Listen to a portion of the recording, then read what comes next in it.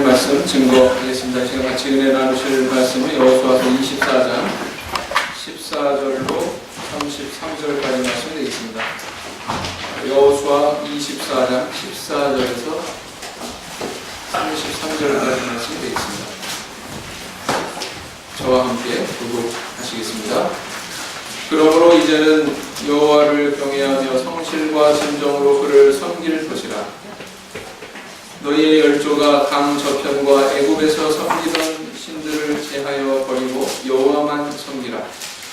만일 여호와를 섬기는 것이 너희에게 주작하게 보이거든 너희 열조가 강 저편에서 섬기던 신이든지 또 너희의 거하던 아모리 사람의 신이든지 너희 섬길 자를 오늘날 택하라.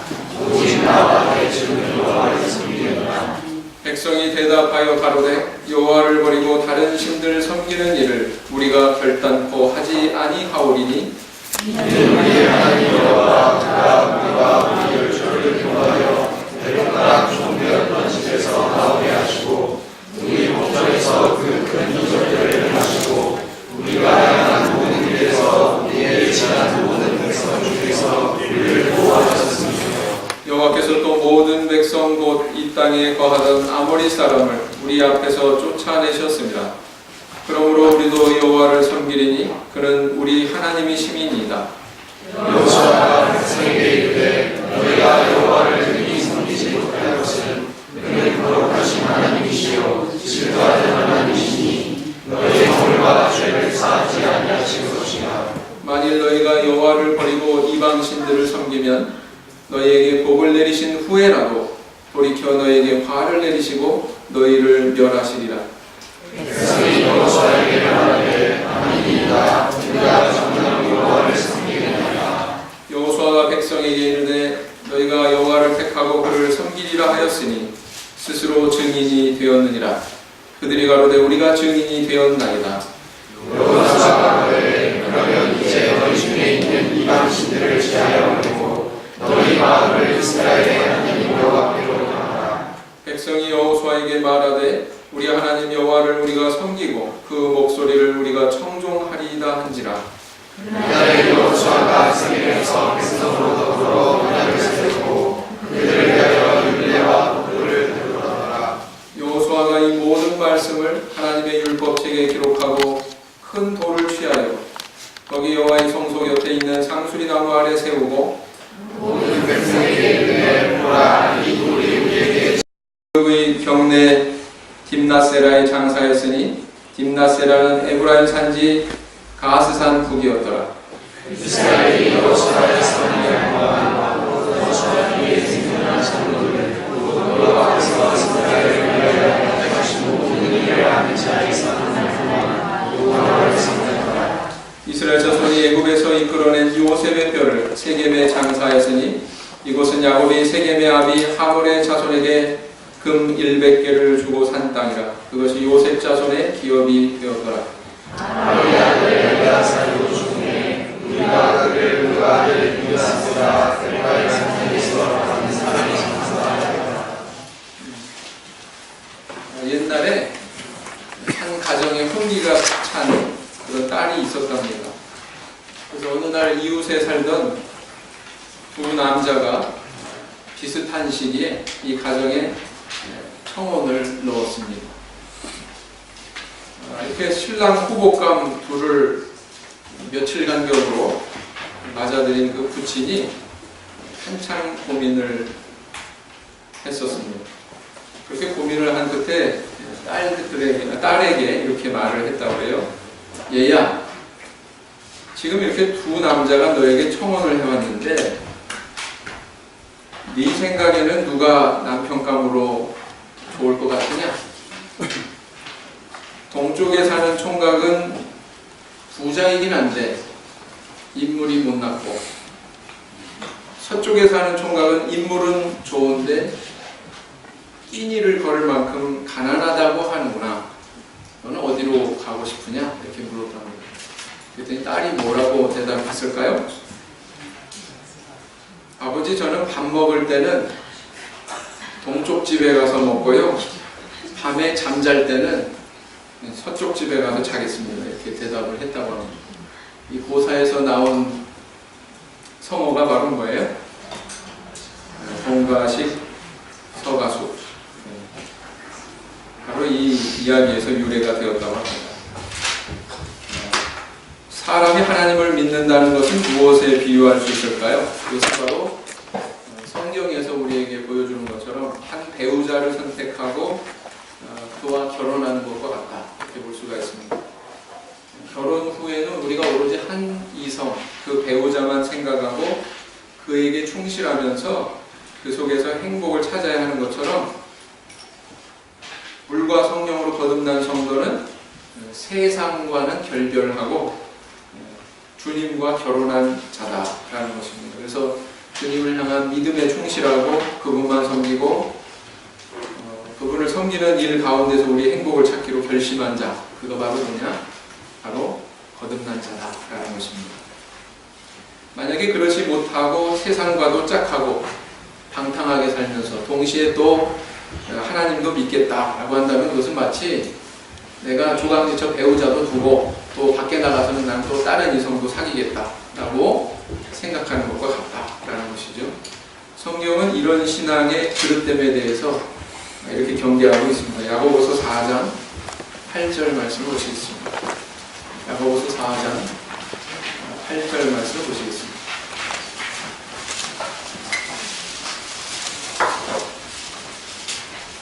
다 같이 읽겠습니다. 야고보서 4장 8절 말씀. 시작. 하나님을 가까이 하라. 그리하면 너희를 가까이 하시리라.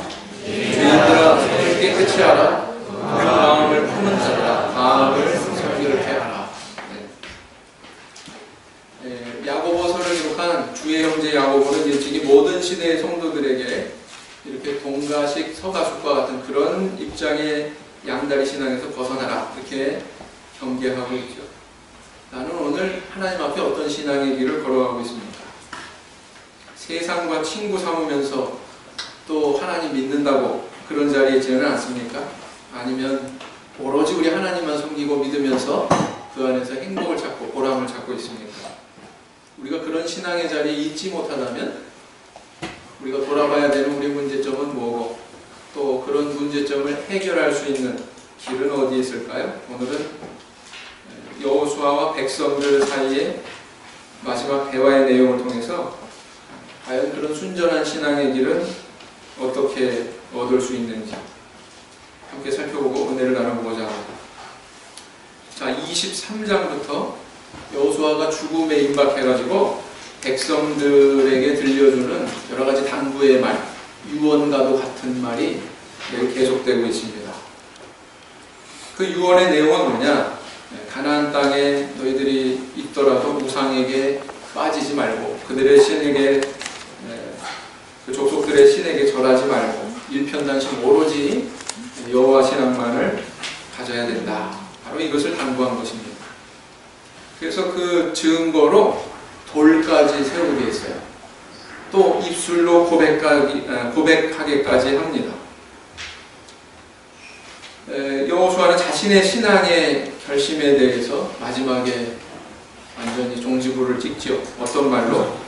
나와 내 집은 여호와만 섬기겠노라. 이 말을 가만히 곱씹어 보면 너희들이 어떤 선택을 하고 너희들 후손이 어떤 선택을 하고 앞으로 우리 백성들에게 우리 이스라엘 역사 속에 어떤 일이 벌어지더라도 우리는 여호와만 섬기겠노라. 이렇게 고백하고 있다는 것이죠. 그래서 백성들도 이에 화답하면서 우리도 여호와만 섬기겠습니다. 이렇게 맹세합니다.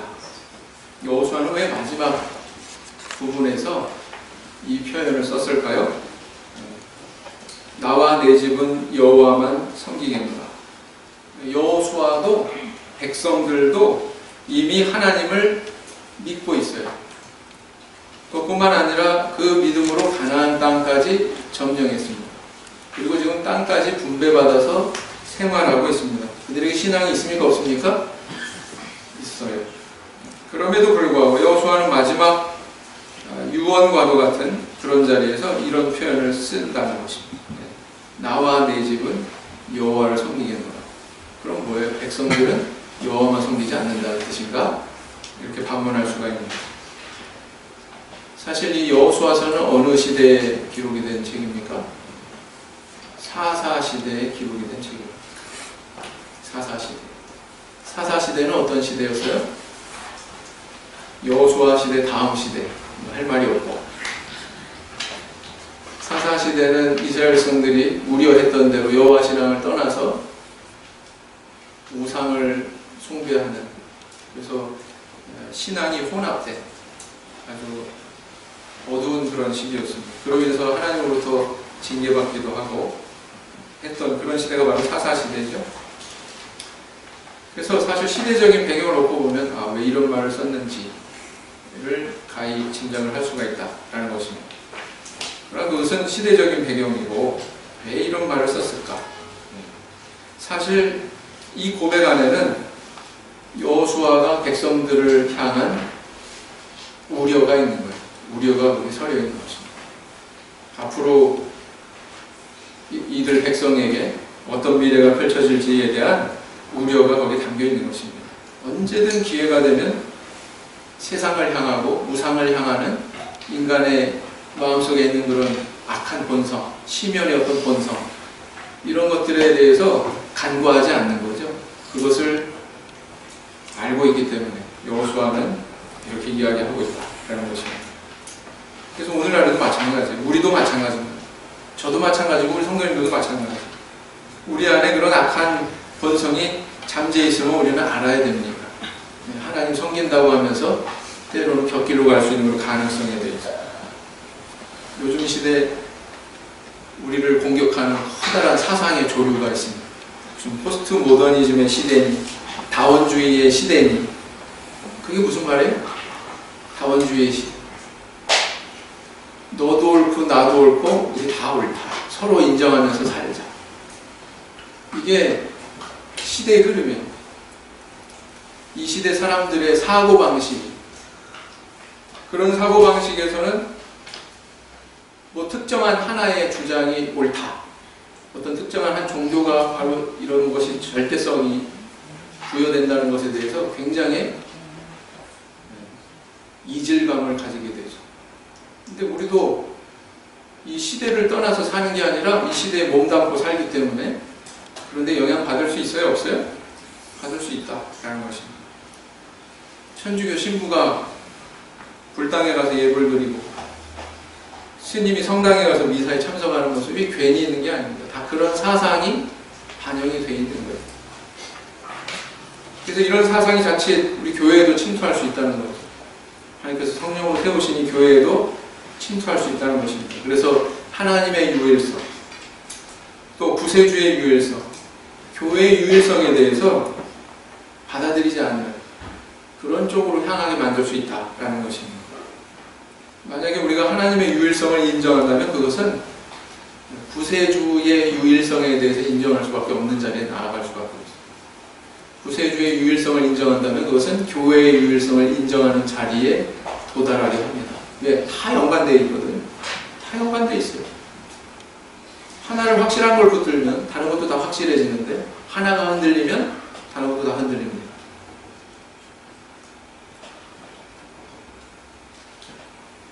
이건 다 유기적인 관계에 있기 때문에 그렇습니다. 우리는 어떻게 그런 시대의 조류에 영향받지 않고 우리의 정말 이 참된 신앙을 굳건하게 지킬 수 있을까요?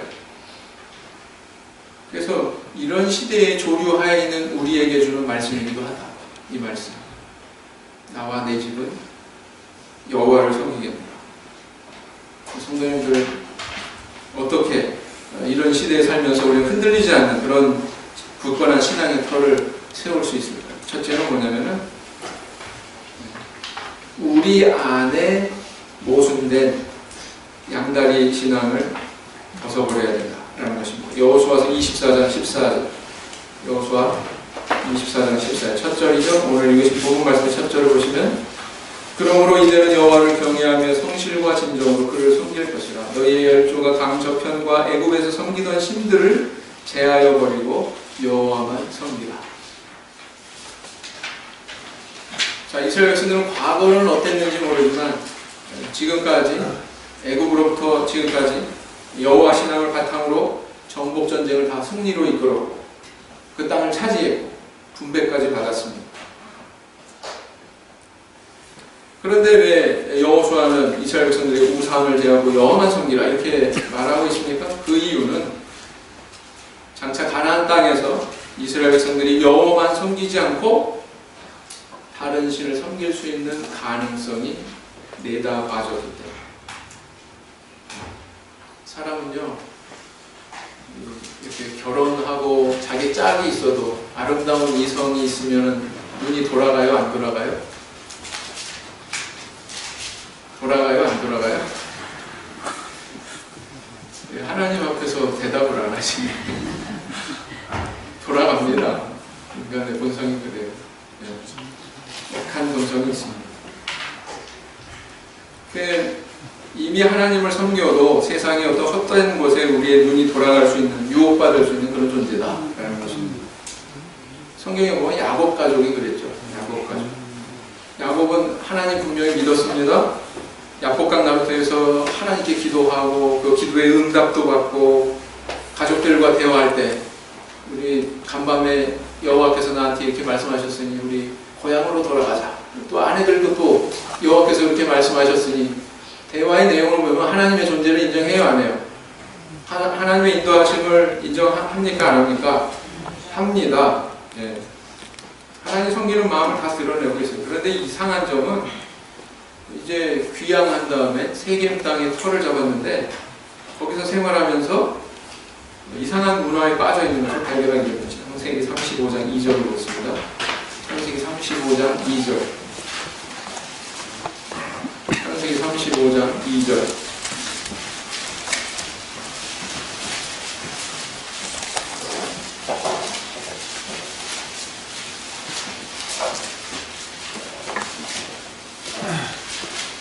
창세기 35장 2절 같이 읽겠습니다. 시작. 야곱이 이에 자기 집사람과 자기와 함께한 모든 자에게 이르되 너희 중에 이방 신상을 버리고 자신을 정결케 하고 의복을 바꾸라. 야곱 가족에게 우상 있었어요? 없었어요? 이방 신상이 있었다라는 거 알 수 있습니까? 없습니까? 있습니다. 야곱 가족이 베델로 올라가기 전에 야곱이 가족들에게 지시한 이 말을 보면 그들의 신앙 상태를 우리는 가늠해 볼 수가 있죠. 이방 신상을 소유하고 우상의 문화가 반영된 그런 의복을 아마 착용했던 것 같아요. 자, 이러고 보는데 야곱 가족들에게도 양다리 신앙이 있었어요? 없었어요? 있었어요. 뿐만 아니라 또 왕국 시대에 하나님을 배반한 왕들도 많았지만 하나님을 경외하는 왕들도 간혹 존재했죠. 근데 또 그들의 모습 안에도 유사한 결함이 이렇게 발견이 됩니다. 열왕기상 22장 43절. 열왕기상 22장 43절. 열왕기상 22장 43절.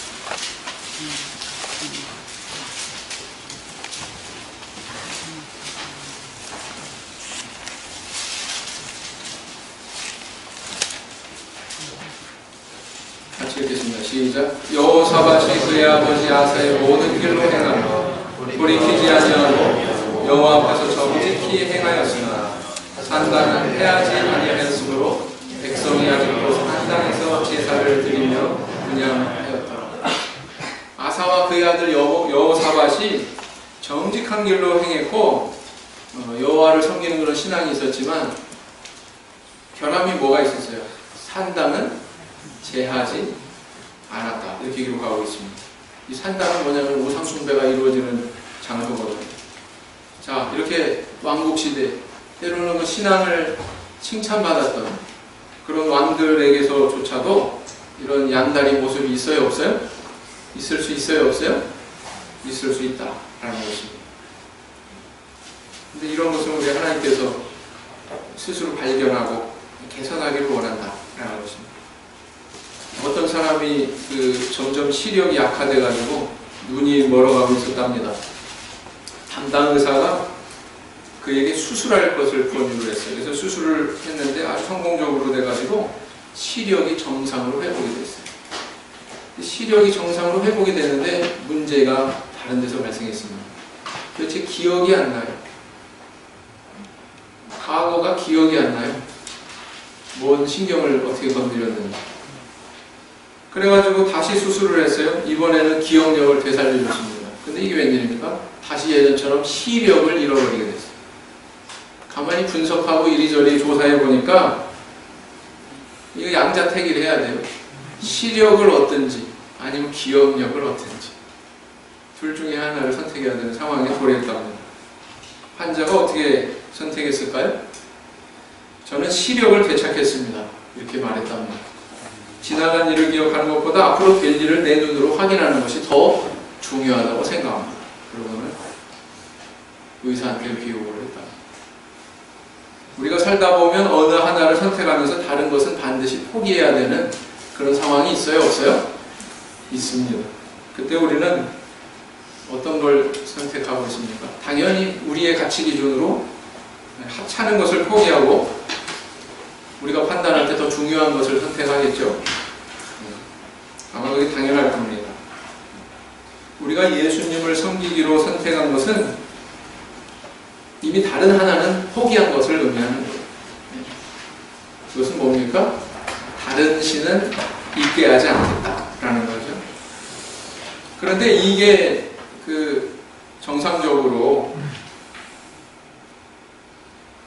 우리에게 정상적으로 적용이 되지 않는 결함이 있을 수 있다라는 것입니다. 그래서 하나님을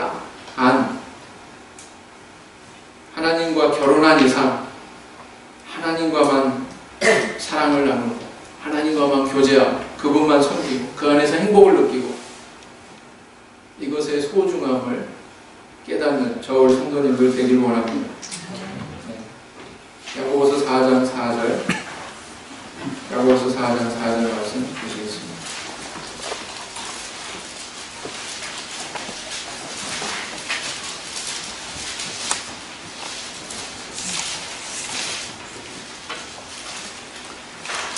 야고보서 4장 4절 같이 읽겠습니다. 시작. 가늠한 여인들아 세상과 법된 것이 하나님과 원수됨을 알지 못하느냐. 그런즉 누구든지 세상과 거시되고자 하는 자는 스스로 하나님과 원수되는 것입니다. 자, 두 번째는 뭐냐면은 남 얘기가 아닌 나만의 신앙의 체험을 쌓아라 라는 것을 우리에게 교훈해 주고 있습니다. 여호수아 24장 17절 18절로 돌아가서 보시면 제가 읽겠습니다. 이는 우리 하나님 여호와 그가 우리와 우리 열조를 인도하여 애굽 땅 종되었던 집에서 나오게 하시고 우리 목전에서 그 큰 이적들을 행하시고 우리가 행한 모든 길에서 우리의 지난 모든 백성 중에서 우리를 보호하셨음이며 여호와께서 또 모든 백성 곧 이 땅에 거하던 아모리 사람을 우리 앞에서 쫓아내셨습니다. 그러므로 우리도 여호와를 섬기리니 그는 우리 하나님이심이니이다. 마지막 부분에 보니까 그러므로 우리도 여호와를 섬기겠다. 그러므로 그런데 그 앞에 나열된 내용이 뭐예요? 체험의 내용. 하나님께서 그동안 우리들에게 부어주셨던 은혜 받았던 체험의 내용들을 쭉 나열하고 있습니다. 그러므로 우리는 여호와를 섬기겠습니다. 이런 체험의 과거를 통해서 그것을 토대로 해서 우리는 여호와만 섬기겠습니다. 이들이 어떤 신앙을 고백하고 있습니까? 체험에 의한 신앙. 체험의 간증을 통해서 자신들 신앙의 뿌리를 지금 세우고 있는 거예요. 그죠? 우리에게도 이게 있어요. 라는 것이죠. 사람들은, 세상 사람들은 역사에 관심이 크지요. 역사라고 하는 것은 과거사에 대한 이야기인데 왜 이렇게 역사에 대해서 관심이 많을까요? 사람들이. 이미 지나가 버린 일이기 때문에 고칠 수도 없는 일. 과거사에 관심을 두는 이유는 그 과거사를 거울로 삼을 때 더 나은 현재와 미래를 열어갈 수 있기 때문에 그런 거겠죠. 그래서 똑같은 잘못 저지르지 않고 과거에 잘한 것 거울 삼아서 또 나도 그 같은 길을 가고 이렇게 더 나은 미래를 열어갈 수 있기 때문에 역사에 대해서 관심을 두는 거다라는 것입니다. 근데 인류 전체 역사뿐만 아니라 우리 개인의 역사도 마찬가지라는 거예요. 개인의 역사도 우리의 과거사, 또 저 사람의 과거사 이런 것들을 반추해 볼 때 우리는 더 나은 현재와 미래를 열어갈 수 있다는 것입니다. 아브라함을 보세요. 아브라함에 대해서 저와 같이 공부하셨지만 아브라함이 모리아산에 아들 이삭을 번제로 바치려고 나아갔던 그 신앙은 그거는 일순간에 이루어진 게 아니에요. 일순간에 이루어진 게 아닙니다. 과거에서부터 그가 체험한 하나님의 은혜들이 있어요. 자기가 신앙의 길을 밟았기 때문에 겪게 된 여러 가지 우여곡절이 있었습니다. 그런 가운데 하나님께서 부어주셨던 많은 은혜의 체험, 그 체험들이 한 계단 한 계단 쌓여가지고 모리아산까지 나아갈 수 있는 계단이 되게 만든 겁니다. 어떤 일이 있었어요? 애굽의 바로왕에게 아내 사라를 빼앗기는, 그죠? 그런 아주 위급한 긴급한 상황에서 하나님께서 그를 구원해 주셨습니다. 소돔 땅에 전쟁이 일어났을 때 조카 롯이 포로로 끌려갔습니다. 있는 재물 다 빼앗겼습니다. 그런 상황에서 집에서 길리운 자 318일, 아마추어죠? 아마추어. 전쟁을 위해서 갈고 닦은 그런 용병이 아닙니다. 그냥 집에서 길리운 자 318일 데리고 가가지고 조카 롯을 구할 뿐만 아니라 그의 소유까지도 다 되찾아오는 그런 전과를 경험하게 되죠. 하나님께서 나와 함께 하셨다. 그걸 증거하는 것이 대제사장 멜기세덱이 출연하잖아요. 이건 신앙의 싸움이었다라는 거죠. 뿐만 아니라 또 나는 이스마엘로 만족해요. 다메섹 엘리에셀로 만족해요. 네.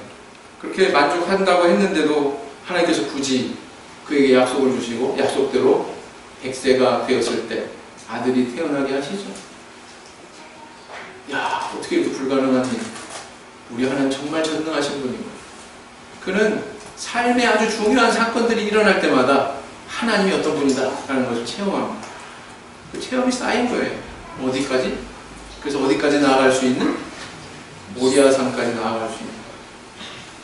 그의 신앙에 대해서 히브리서 기자는 이렇게 유추된 해석을 내리고 있습니다. 히브리서 11장 19절. 히브리서 11장 19절.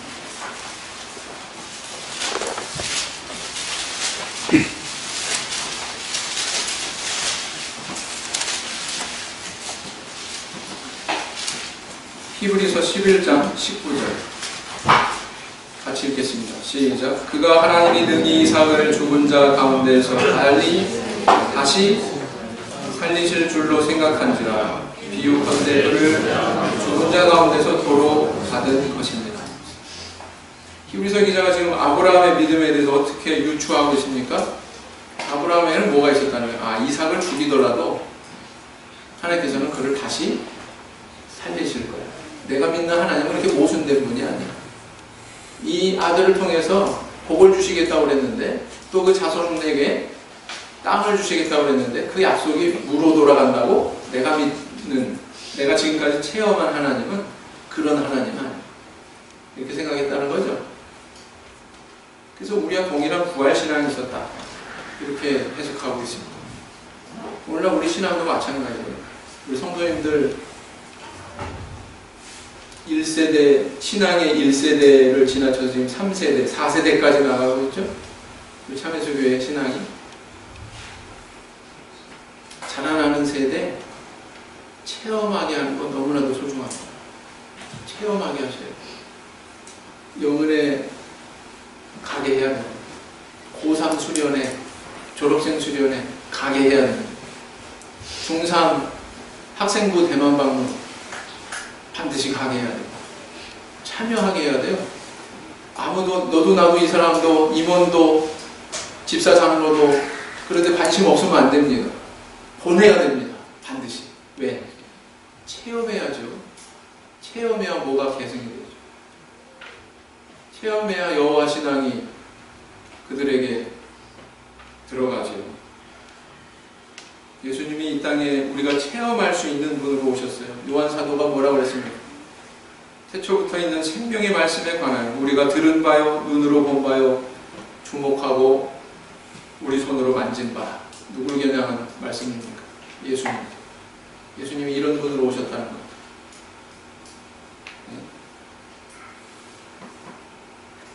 그래서 우리가 신앙의 길을 걸어갈 때 어떤 체험을 하느냐가 굉장히 중요합니다. 불순종하면 때로는 매 맞기도 하고, 순종하면 하나님께 복을 받기도 하고, 이런저런 체험이 우리를 신앙의 자리로 이끌게 된다라는 것입니다.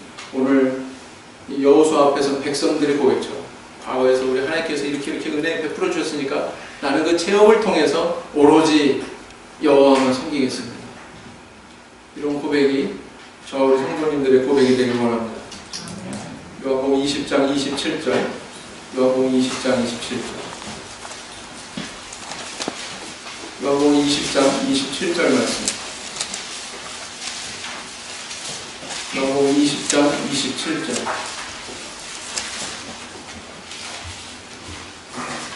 요한복음 20장 27절 말씀 같이 읽겠습니다. 시작. 도마에게 이르시되 내 손가락을 이리 내밀어 내 손을 보고 내 손을 내밀어 내 옆구리에 넣어라. 그리고 믿음 없는 자가 되지 말고 믿는 자가 되라. 예수님은 체험을 경시하시는 분이 아니에요. 읽은 것만 봐도 이런 체험을 통해서 믿어라. 그런 신앙을 우리에게 요구하시는 거예요. 세 번째, 우리가 또 어떤 교훈을 주고 있습니까? 신앙을 후대에 계승하는 데 노력을 다해라 라는 것입니다. 여호수아 24장 29절. 이 일 후에 여호와의 종 눈의 아들 여호수아가 110세에 죽음에 했어요. 여호수아의 일기가 몇 세예요? 110세. 그런데 죽기 전에 내 죽음에 대해서 이렇게 해달라 저렇게 해달라, 또 내 재산은 이렇게 처분해달라, 이런 거에 대해서 기록하고 있죠. 23장부터 24장까지 쭉 내용을 보면 오로지 하나, 주제는 오로지 하나, 뭐예요? 여호와만 섬기고 그 신앙이 후대에 잘 계승될 수 있도록 해라 라는 것입니다. 근데 여호수아의 죽음의 기사를 다루면서 마지막 부분에 가가지고 요셉의 뼈를 세겜에 묻었다, 이 사실을 기록하고 있어요. 24장 32절. 여호수아 24장 32절. 이스라엘 자손이 애굽에서 이끌어낸 요셉의 뼈를 세겜에 장사했으니 이곳은 야곱이 세겜의 아비 하몰의 자손에게 금 100개를 주고 산 땅이라. 그것이 요셉 자손의 기업이 되었더라. 그랬습니다. 자, 요셉은 지금부터 몇 년 전 사람이에요? 여호수아 이 시대 기준으로 몇 년 전 사람이에요? 430년 훌쩍 넘는, 그죠? 그 이전 사람이죠.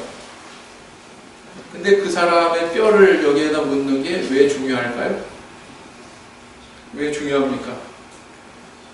그 기사를 왜 여기에 쓰고 있을까요? 성경은 그냥 기록하지 않아요. 뭔가 목적의식이 있어요. 가려져 있는 목적의식이기 때문에 이렇게 쓰는 거죠. 그죠? 창세기 50장 25절 말씀.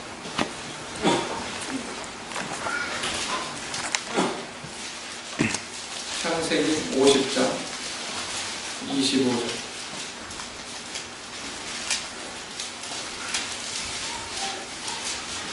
창세기 50장 25절을 같이 읽겠습니다. 시작. 요셉이 또 이스라엘 자손에게 맹세시켜 이르기를 하나님이 정녕 너희를 권고하시니 너희는 여기서 내 해골을 메고 올라가겠다 하라 하였더라. 그랬어요. 430년 전에 했던, 그보다 훨씬 이전에 이루어졌던 유언이 완전히 성취된 게 바로 오늘 이 시점이죠. 그죠? 재밌는 사실이 있습니다. 여호수아가 110세에 일기를 마쳤는데, 소천했는데, 요셉도 몇 세에 죽었어요? 110세에 향년을 맞았다, 이렇게 기록을 하고 있습니다. 요셉은 애굽에서 잘된 사람이에요. 애굽에서. 집에서는 아픔과 상처만 기억이 나. 그죠? 형들한테 배반당하고. 애굽에 와서 어땠습니까? 초반에는 좀 힘들었지만 30 나이 먹고서 아내도 맞아들이고 그 아내를 통해서 므낫세 에브라임 자식도 낳고, 그죠? 거기서 또 인정받아가지고 뭐 바로 다음 가는 그런 존재인데 얼마나 부귀영화가 대단했겠습니까? 그런데 그런 요셉이 나 죽으면 여기 애굽에서 크게 기념비 세워주고 이렇게 해서 매장해줘, 이렇게 유언하지 않았다는 거죠. 내가 죽으면 언젠가는 너희들 후대에 하나님께서 저 가나안 땅에 들어가게 하실 건데 그게 몇 년 뒤 일이에요? 500년 뒤 일이에요. 430년 훨씬 훌쩍 지난 후의 일입니다. 그걸 내다보면서 지금 내 뼈를 거기에서 묻어라, 이렇게 유언하고 있어요. 애굽의 마음이 있어요, 없어요? 애굽의 마음이 어디에 있어요? 가나안 땅. 그게 요셉의 신앙이에요. 여호수아가 죽는 이 마당에 왜 요셉 이야기를 또 꺼내고 있습니까? 뭘 얘기하고 싶은 걸까요? 이런 신앙을 가져라. 여호수아가 지금까지도 전달한 신앙은 바로 이런 신앙이고 너희들도 이런 신앙 가져라 라는 의미로 이야기하고 있는 거죠. 네, 바로 그렇습니다. 그래서 믿음의 3대 조상도 막벨라 굴을 매입하는 그 사건을 통해서 아브라함이 자기 신앙을 나타낸 것처럼 요셉도 자기 유언을 통해서 가나안 땅을 향한 자기 신앙을 나타냈고, 여호수아도 이 유언을 통해서 자기 신앙을 나타냈죠. 그리고 그 신앙이 후대에 반드시 계승되어야 된다. 나와 우리 집은 여호와를 섬기겠노라. 이 말은 무슨 의미입니까?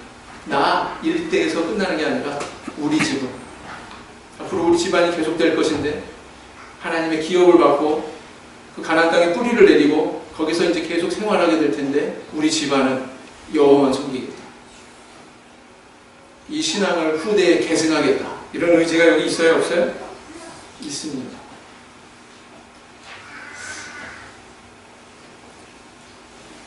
오늘날 우리도 요셉이나 여호수아가 가진 그런 신앙의 길을 가야 된다라는 것입니다. 부모들이 자녀들에게 물려줄 가장 큰 유산, 재물이 아닙니다. 그 어떤 다른 무엇도 아닙니다. 뭐예요? 가장 중요한 재산? 유산? 신앙이죠, 신앙.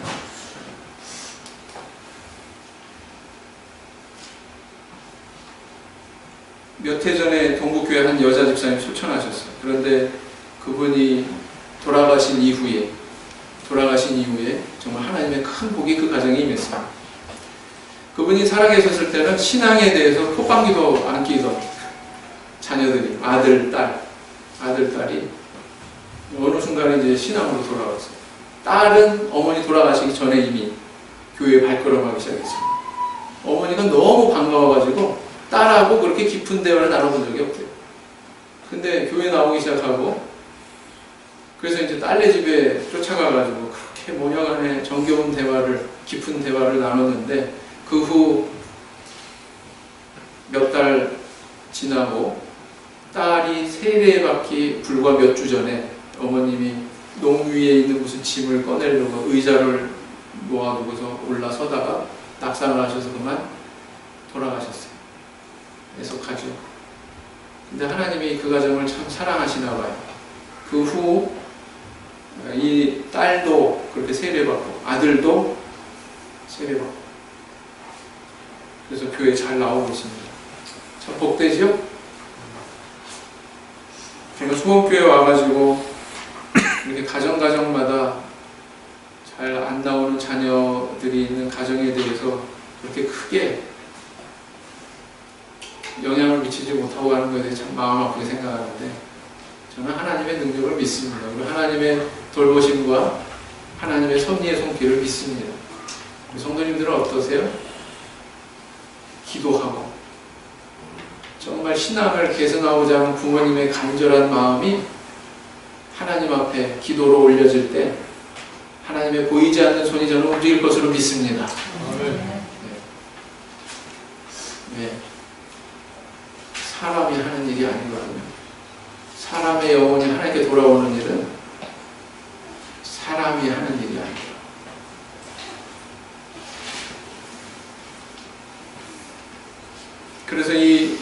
집사님 가정처럼 모든 우리 수원의 가정들이 나만 믿을 뿐만 아니라 내 후손에게도 나와 동일한 그 신앙이 계승이 되는 그런 축복이 있었으면 참 좋겠습니다. 제가 그 보람을 느끼는 순간이 있거든요.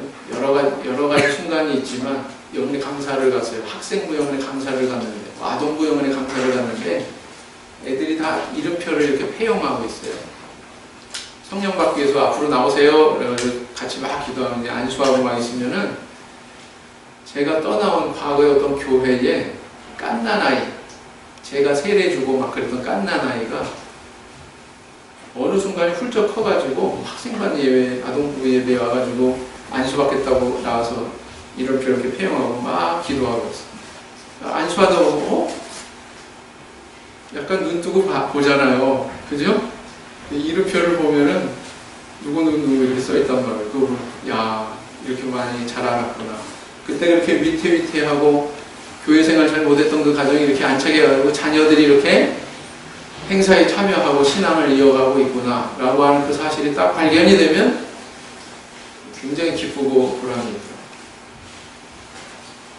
수원도 아마 그러지 않을까.